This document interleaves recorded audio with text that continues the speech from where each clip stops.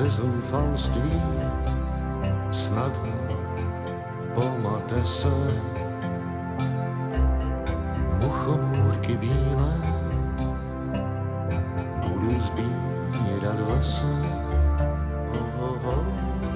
Mirka, to byl přesně ta šíleně důležitá ženská, která Mejlu prostě sformovala. To, co Mejla byl, tak byl hodně díky Mirce. Že? Já říkám, že to byla víla, která se sem prostě přišla na chvilku podívat mezi lidi a zase odešla. Že? No to jsem měla se ségrou, když mě byly asi 3 a jí 7, nebo 3,5 a 7,5. Tak nějak to. Můj táta byl hudebník. A ona měla takový známý jako Karla Černocha, Viktora Sodomu. Dokonce mi sehnala do památníku věnování od Petra Nováka, kterýho já jsem teda měla ráda. A pak se potkala s Mejlou a vlastně od té doby všechny tyhle ty lidi opustila. Ona byla velmi chytrá a byla taková, na druhou stranu taková magická v té době. A já si myslím, že jí Mejla měl hodně rád, že to byla jeho velká láska. Hele, já bych řekla, že ta láska byla naprosto vzájemná, jo. Když se podíváš na všechny jejich fotky, tak jsou skoro takhle.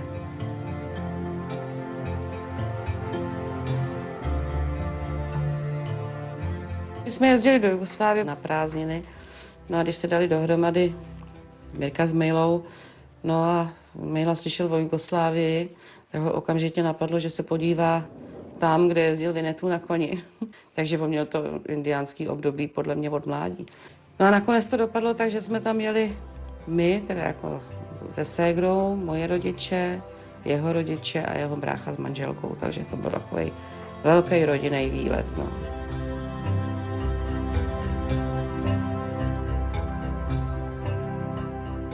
Postupem času taky ségra byla o rok starší a Mejla, co si budeme povídat, nebyl zrovna rodinný typ. A pak prostě nastala doba, kdy ona si chtěla založit rodinu a mít děti, což se jim nějak teda nedařilo. No a Mejla byl do světa, ten si potřeboval poznávat lidi a šlo mu hlavně o hudbu. Mirka začala chodit s Milanem Kochem. On byl básník, že velký, a překládal z angličtiny. A byl to takový demonický typ. A Mejla tenkrát opravdu měl docela těžký deprese jako, a byl z toho strašně zničený, že se s ním Mirka rozešla. Jako.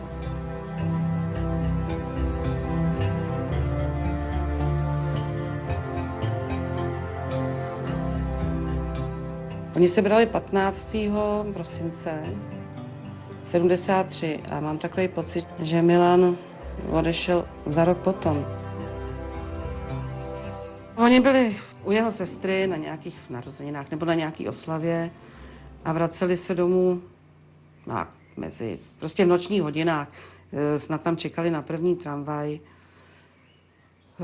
Já nevím, jak to bylo, ale znám verzi od Mirky, že se chtěli vyčůrat a šel takhle kousek stranou a v těch Ďáblicích tam je takový násep a vyjíždí se do toho tunelu. No a údajně sklouznul dolů a ta tramvaj ho prostě sebrala a roztáhla ho na několika metrech. No. A ona tam čekala ještě nějakou dobu, protože se tam i odložil takhle aktovku na tu lavici. Jí to zničilo, to je pravda, protože to byl druhý odchod jako člověka. A navíc já si myslím, že ona hrozně toužila po dětech a jí se to nepodařilo ani s tím Kochem. Jo. A tak nějak se zavřela do sebe a no, vzalo jí to prostě.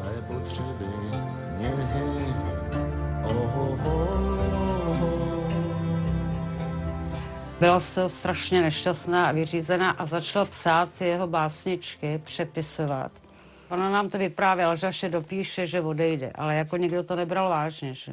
Ona měla na schránce, tam byl Milan Koch, Mirka Kochová.